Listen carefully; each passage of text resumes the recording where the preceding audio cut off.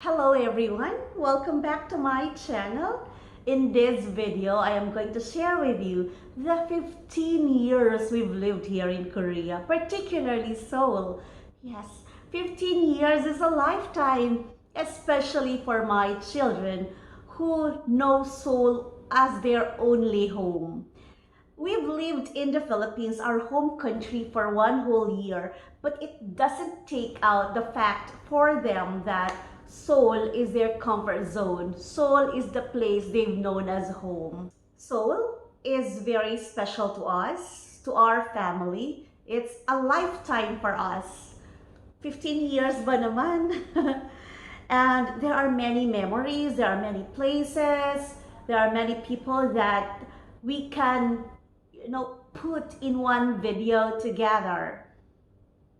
But there's just too many, it's 15 years. So the best way for me to share with you the 15 years that we've lived here, and which I think encompasses the full 15 years that we have, is through the apartments that we've lived in the whole of 15 years. We've lived in 5 apartments.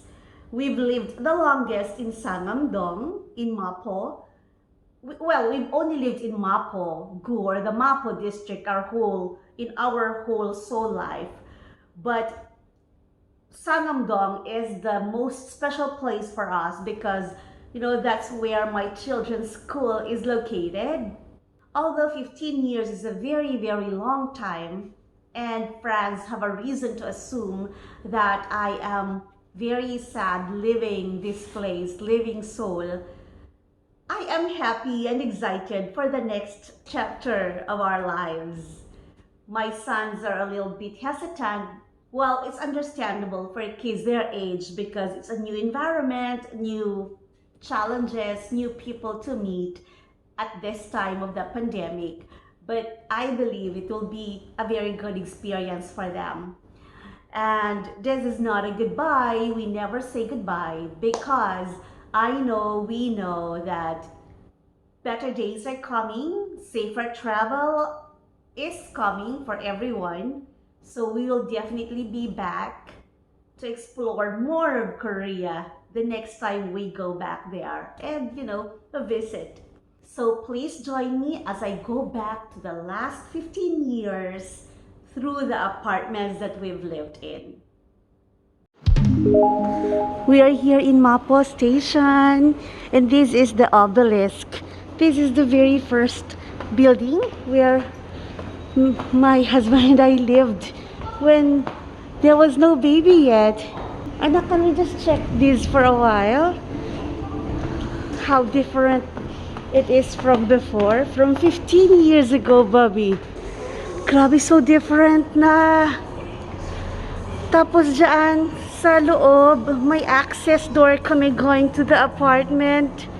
This is basement, ha. So, iba pa yung nasa lobby. And this used to be Holly's Coffee. Dito yung picture ni kuya mo na na elf siya. How long has this been closed? We don't know. Grabe, so different na. Come on, let's go up, love. From the subway station, dito kami aakyat. Diretso na yan kami doon. May access na kami sa bahay, sa building. Yung iba, they could go out of here. One of the exits. This is it. So, ganun pa din. Starbucks is still there. Paribaget is still there. Ayan, dyan kami lagi bumibili ng paribaget before. Katie na siya, hindi na siya yung parang Kimba place. I don't remember that. You were not born yet, baby. Only kuya.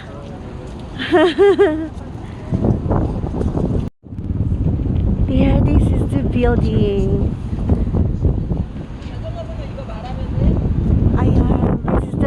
Building where my first son grew up from baby to toddler. 7-Eleven andyan pa din. Terra Rosa Coffee is still there. Andyan yan before pa. So you were not born yet, anak, nung time na yon. Yeah, Trapalas ka. Ito, here.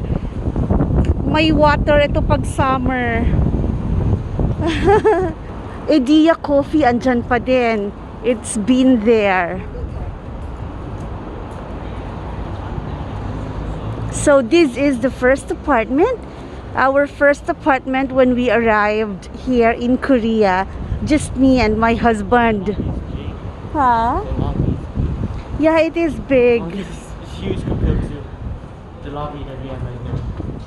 Yeah, walang tao sa ano. So you cannot easily get inside the residences if you don't have access card, or you know, the guard will have to call the residents. So what we did before, anak, that's where our access is towards the unit. This is where we do the stroller for kuya, going around. Wala pa ikaw nung time na yun, baby ko. This is the park. Ayan, anak, eto, you were able to play here pa. Yan, this is the playground where my babies used to play. May picture ka pa dito, anak. Even when we were living in Trapalas, you would come here every now and then kasi it's just 2 buildings away. We passed by here. Stroller ni kuya mo palabas doon.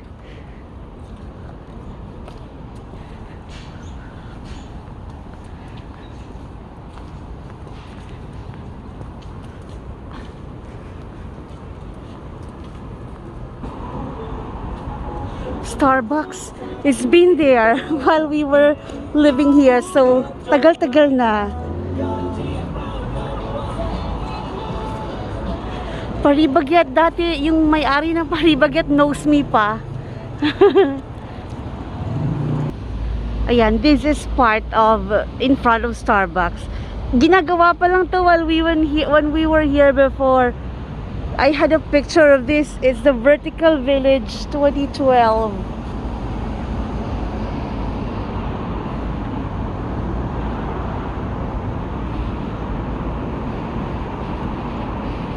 This is the branch of my bank. Hanggang ngayon di ko pa rin na-change. Ito pa rin yung main branch where I opened my account. After the contract of the first apartment, we were allowed to look for the apartment on our own.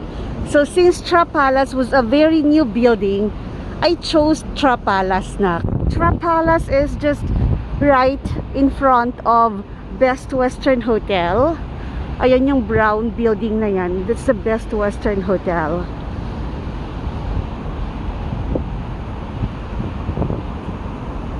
Dito talaga sa Trapalas, madaming memories ang mga bata. Before, this is where we brought you back na when you were 4 months old from the Philippines. We brought you back and we lived here na, baby. There's McDonald's. Oh, let's go. Yes. When we were so excited with McDonald's when it opened, and then you both didn't like to eat there. Defort wants to have lunch first in McDonald's. Now he wants McDonald's na. McDonald's is amazing. Alright, kain muna kami. Ito, andyan na yan even before you remember that?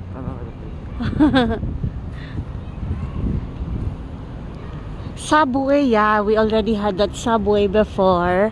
This used to be a coffee shop, anak, that one. You're so full. Yeah, this used to be a coffee shop. Ngayon resto na siya. And ito, this is where we would go in and out, baby. Going inside. Yeah. That's what you remember. The big hall. Oo. See you, andyan na yan, baby. Tapos there's yung dry clean here I before. remember this being bigger though. Bigger? No, because you were so young then. This being like So this Trapalas has 3 buildings, A, B, C. It has a nice lobby. I like this is twice the size than And not because you were that small before, so you thought this is big. no, Ay, alam ko na, dati kasi we would be able to go inside.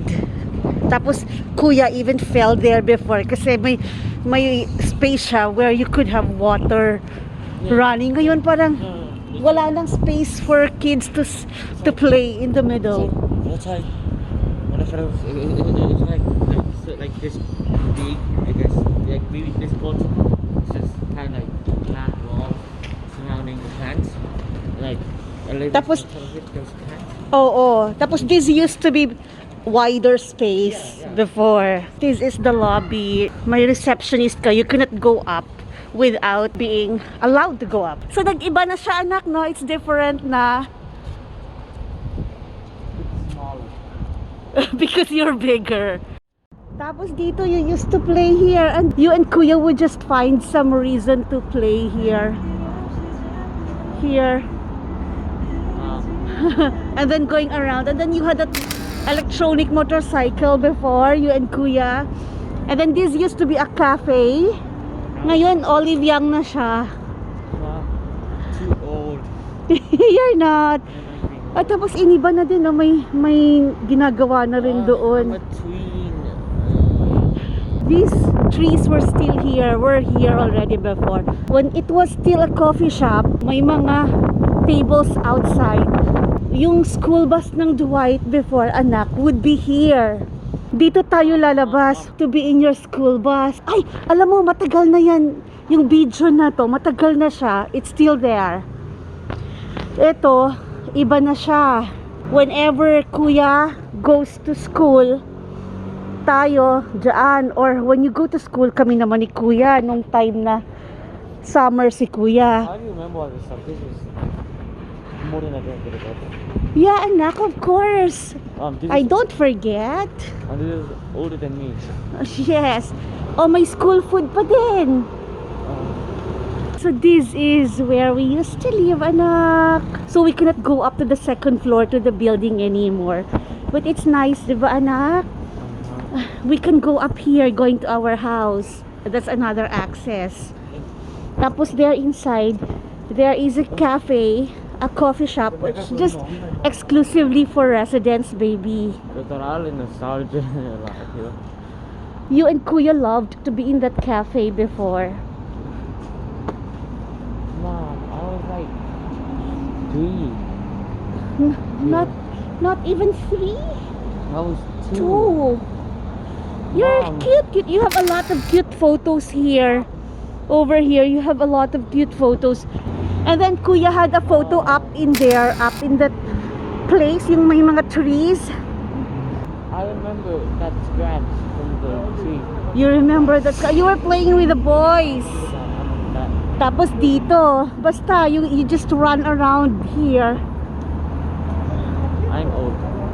Diba formal uniform si kuya? You also wanted to have your own tie. So may picture kayo dito. I was so different. This is now in Sangam-dong. We transferred here when my son turned grade 2. Lirof turned grade 2 because we saw how he had to, wake up early, ride the school bus, and the quality of life is not ideal for us because 30 minutes in the bus going to school and 30 minutes in the bus going back home is just not what we see happening to the children. So we looked around, and so this is the building where we first lived here in Sangam-dong. This is 611. So they were so young then, and the school was just across the street. The Dwight School Seoul was just across the street, so the boys just had to walk, and after school they had to just well, of course I picked them up and they play, and those 30 minutes in the school bus did a lot for them in playing and resting and all that. So this is the environment. This is where we lived. It's so beautiful. It's residential. And this is where because prior to this we were living in an office style. So this is where we felt like we were in a residential place, a neighborhood. Ayun. We will miss this. We are here in Seven Danji. This is our house. This is actually my favorite house. I loved this house here because I like the interiors. But we had to leave because the owner wanted to do Jonse. And Jonse payment here is, the company, my husband's company does not do Jonse. So we had to go.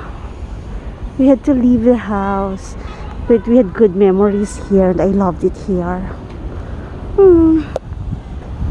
So we lived here for maybe 3 years. And this is the playground where we can hear the children's cries, laughter, all those noises that the children make. It makes the place more alive. Ayan, we love it. I love it.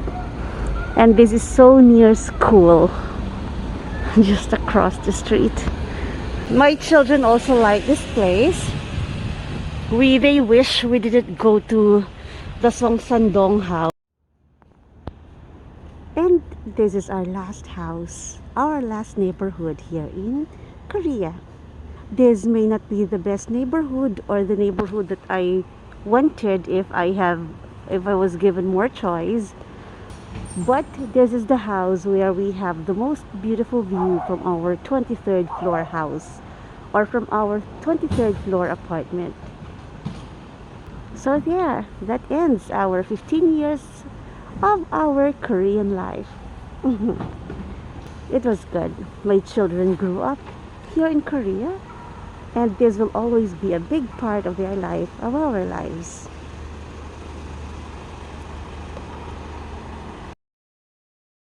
It's June 30 and our last 2 days here in Korea. So the movers are here packing our things at the apartment. The boys are still sleeping in the hotel while I came back here in the apartment very early. So there, this is it. This is we are moving. I'll show you all the boxes that we've had so far. It's not even halfway yet.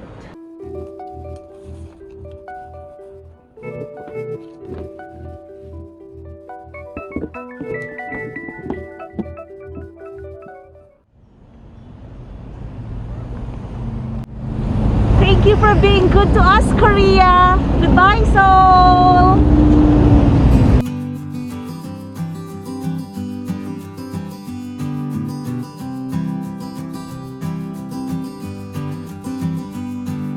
See you in Jakarta. Sampai jumpa di Jakarta.